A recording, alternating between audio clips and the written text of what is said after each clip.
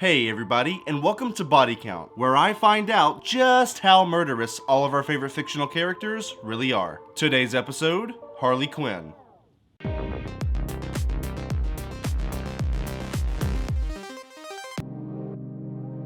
Dr. Harleen Quinzel is a batshit crazy psycho who loves the simple things in life, like baseball bats, hyenas, tattoos, bazookas, cocaine, a fabulous wardrobe, toxic men, egg sandwiches, and killing people. This is a character that is known for being extremely violent. So does her body count actually match her reputation? Let's find out how bloodthirsty Harley Quinn is. One of the better castings in the DCEU, Margot Robbie's Queen of Crime has appeared in 3 films, starting with 2016's Suicide Squad.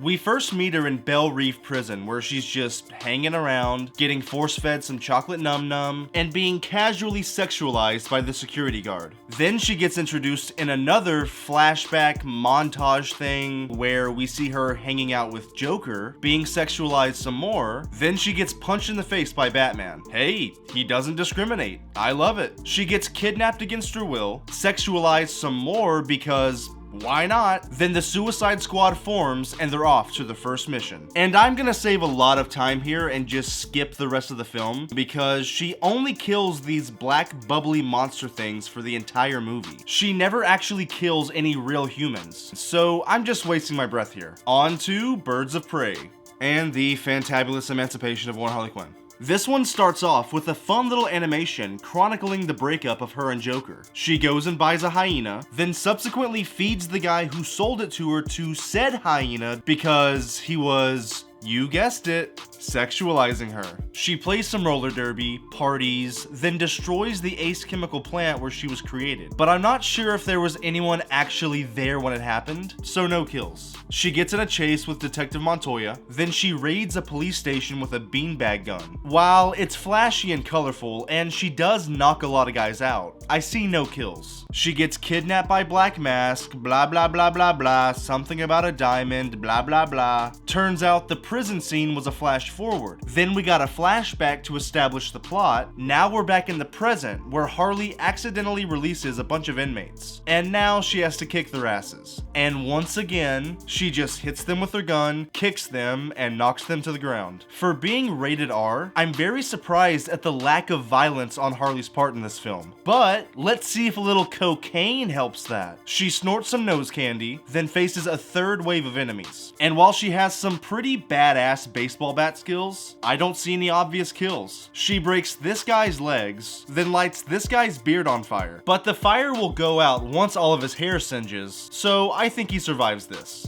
Oh, wait, what is this? Is it finally happening? Yes, she does it. She shoots the last gang member in the head for her second kill of the movie, and her first one on screen. Another bounty hunter is chasing her on the highway, and they blow her up with an explosive.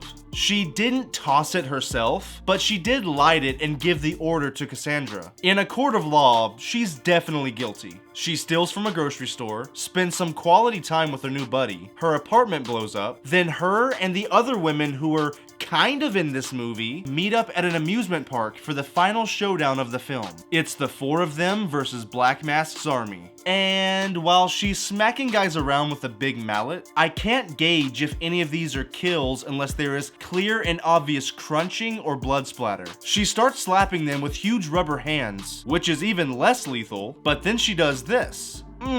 Yeah, that guy's dead from brain bleeding. And she ends the fight by sending a gallon of red Kool-Aid flying from this guy's head. Sionis kidnaps the girl, so Harley gives chase. She knocks out these 3 guys, then forces the car to wreck in a fiery explosion, surely killing all 3 of them. She wrecks his car, then when Cassie pulls the pin on a grenade, Harley throws him over a railing, reducing him to fish food. Now once again, she didn't personally pull the pin, but she had a hand in his death.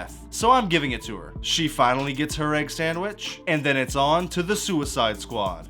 Her inclusion in this plot does feel a bit forced, as in she's the only character that doesn't feel like she needs to be here. But hey, I don't make the rules, I just follow them. This movie starts out with a fresh new team on a fresh new mission. They're going to a beach somewhere to do something.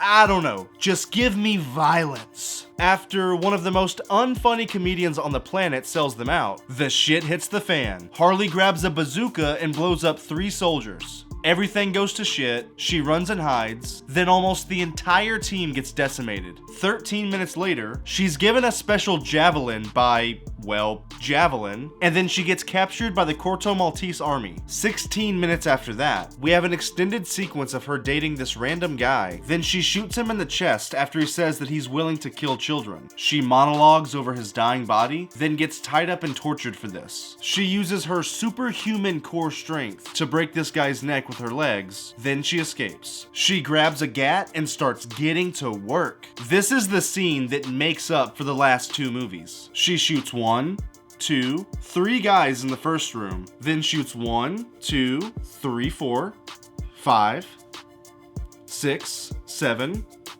8, 9, 10, 11, 12, 13, 14, 15, 16, 17, 18 more. She starts smacking guys with metal gates. Then she stabs this guy in the chest, stabs this guy in the neck, then does a sweet move where she slices a guy's throat with his own knife.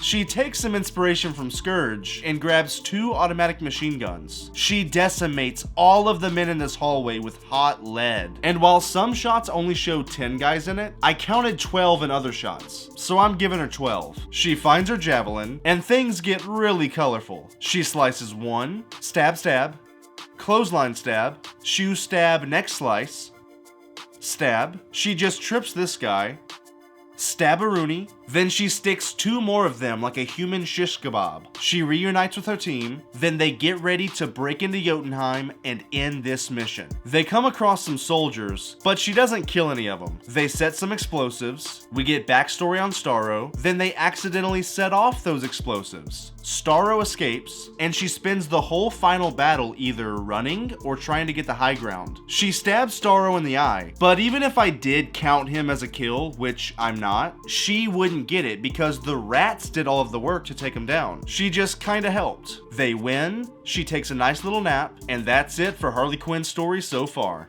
Let's look at the numbers and see how many kills she racked up. Harley Quinn accumulated 60 kills in her time in the DCEU.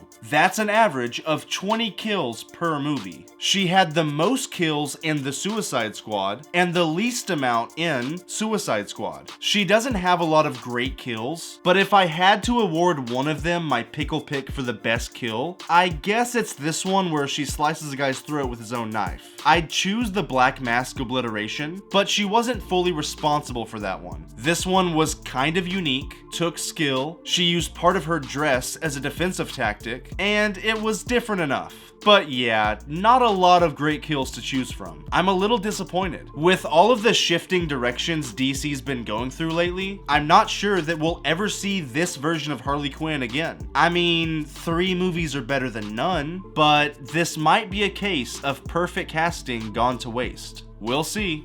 What did you think about the video? Did she have more kills than you expected, or less? Whose body count do you want to see me do next? Let me know in the comments. I hope you had as much fun as I did. And until we meet again, peace out.